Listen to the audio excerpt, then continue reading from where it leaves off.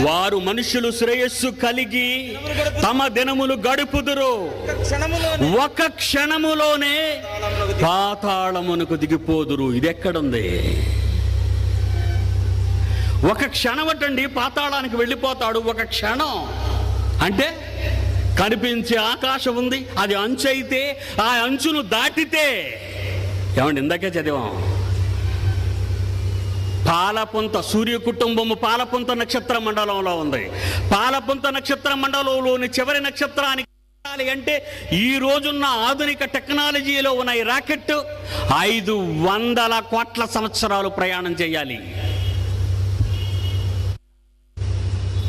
అలాంటిది పాలపుంతను దాటాలి, ఆండ్రోమెడాను దాటాలి, హైడ్రోసెంటారస్ను దాటాలి, ఆ తర్వాత ఆకాశపంచును దాటాలి. అలా దాటిపోయిన తరువాత వెళతాడు పాతాళ గుండానికి.